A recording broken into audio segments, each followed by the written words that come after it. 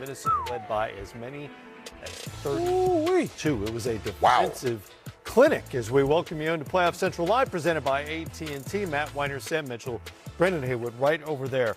Where to start here other than Minnesota's defense, which was as good as it gets against a very good offensive team in Denver? Yeah, I haven't seen anything like this before, ever in the NBA. Mike Malone talked about it after game one, saying, we're going to find out what kind of champions we are after this game, going into game two. And for Minnesota to go in there and put a shellacking on them like this by 26 on that floor, Denver behind the 8 ball going to Minnesota 0-2 on a Friday. I don't know what to say, but I would love to be a fly on the wall in that locker room with Mike Malone right now. What's disturbing for me is that the Denver Nuggets didn't heed the warnings and they didn't learn from the Lakers series. They won that series, but they weren't the dominant team that we've seen them be last year in the playoffs, even in the regular season. They were trailing for more in that series against the Lakers than they were winning, and you would think that would be the wake-up call. You know what? We got by this series, but now it's time for us to turn it up because we're playing against a better team. They're coming out with some of those same mistakes, some of the same lack of focus, not the right type of toughness, and they have gotten punched in the mouth 2 games in a row. And they responded last game, but this game they did not respond, and then we started seeing people losing their cool. I'm seeing KCP looking at the referees. He's losing his cool. Jamal Murray, I mean, we don't know what's going to happen with him. Got through a heat pack on the floor. I don't know what he's doing. Giving the money sign to the official, talking about they're cheating. No, the officials aren't against you guys. You guys aren't playing good enough. Yep. Minnesota has taken it up to here, and you guys are right here. Minnesota is hungry. You guys are satisfied. Yep. Denver, they want a chip. They're playing like a satisfied, cool team. The Timberwolves are playing like some hungry dogs that want to take the food off your plate. Some hungry wolves, baby. They want to take the food off their plate, and right now they're eating. And they're in the living room. They eating all up in Jokic house and everything. You mentioned what kind of a champion is this? A diminished champion right now. Jamal Murray is not himself, and the defense applied by Nickeil Alexander-Walker tonight didn't help his case. These guys know each other. I mean, these guys grew up playing against each other, so as good as Jamal Murray is, Nickeil knows him. They're friends. And look at this defense. They're just harassing him. Then they trap him, and they're just wearing him down. And I think Mike Malone is going to have to go back, and he's going to have to tweak that lineup. He's going to have to do something drastic because Reggie's hurt. Well, yeah, that's another question. He's going to have to try something. I mean, he's going to have to do something because they can't roll out in Game 3 on the road with this effort. They just can't. They can't bring this effort, but they can't tweak the lineup because you got to keep KCP and Aaron Gordon in there. Yeah. You obviously can't take Jamal Joker or Michael Porter Jr. out. So the starting lineup has to stay intact. Maybe you come off the bench early on with Watson or somebody and see if he can give you a spark. I don't know. But right now, like I said, this team's been getting off the slow starts all playoffs, and then it's glaring that Jamal Murray is not right. There's no way that he's right. We've seen him play too good to watch him play like this for these, how many games he played in the Lakers series, and right now, he has not been himself. Even though he hit tough, clutch shots in that Lakers series, he still didn't play well. I mean, you look tonight. No explosion at all, and he's 9 of 32 over the 2 games so far. Yeah, tonight, this ain't it. 3 of 18. This ain't it. 3 of 18. Not it at all. I was surprised, frankly, that he played in the fourth quarter with the game basically out of hand and enough rest time between now and Friday to maybe get him right again. Well, I think Mike Malone was trying to get him some rhythm. Maybe he's thinking in garbage time, Minnesota will relax a little bit. It'll open things up for Jamal. Maybe he can see some shots go down, get his confidence, because right now it's all about confidence. And Minnesota has taken Denver's confidence away. They've lost their composure. Mike Malone running down the floor. And you know this, Brendan. When the coach loses it, then the players are going to start losing. And right now, the Denver team is in flux right now. Of shot blocking at the rim, Jokic might go off for a big number because Rudy's not there.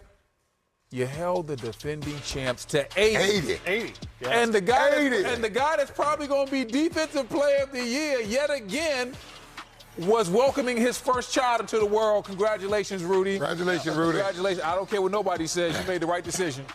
There's some people that are questioning that. No. Family first. No, he did the right thing. Yeah, he made the right decision. He made the right. Listen, we got some idiots on social media now. I'm trying to tell you, and so some people are questioning his decision.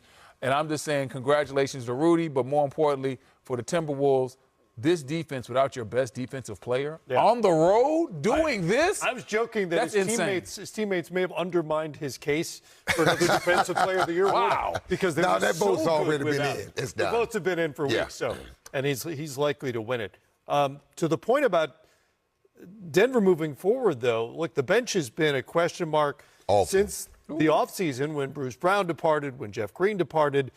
They had one of the worst bench net ratings in the NBA this season, in the regular season. The thing is, it was actually statistically a little worse last year, and they managed to overcome it and win a title anyway. They've been playing with fire as far as that goes. Yeah, and the problem is, let's go to New York, and let's see what Tom Thibodeau did with those guys, the few guys he used on the bench. He played them throughout the regular season to get them ready. In Denver, Mike Malone didn't have any confidence. The tough thing about it, when you're a defending champion and you think you got a chance to go on a run to win 2 or 3, you don't want to play young players. But you got to play them early and often in the regular season to get them experience, get them confidence, and get them ready to play for these moments. They are not going to beat the Minnesota Timberwolves with 5 players. It's not going to happen. And if you're Mike Malone now, when you look into the bench for a spark, who do you call? I mean, you got Reggie Jackson down there. He's not playing well. Just hobbled off the floor. Yeah, and so I don't know where they go because they're stuck right now. They don't have any help on the bench. They have no veteran leadership coming off the bench. And right now they got no scoring coming off the bench. Everything is on that starting 5, and Jamal Murray's not right. The Joker didn't play well. Hey, man, I hate to say this, and it's getting scary to say, but Minnesota might sweep the defending champions out of the second round. It's not hard to see from where we sit right now with a 2-0 lead. Are you seeing anything different? Hey, man, I didn't say I did. I just They got to go on the road, and they got to win one for sure, but they need to win both of these games to flip home court back to them. Micah Nori may be the greatest acting coach in NBA history based on the results here so far, but Chris Finch is the head coach, and he's the guy at the microphone.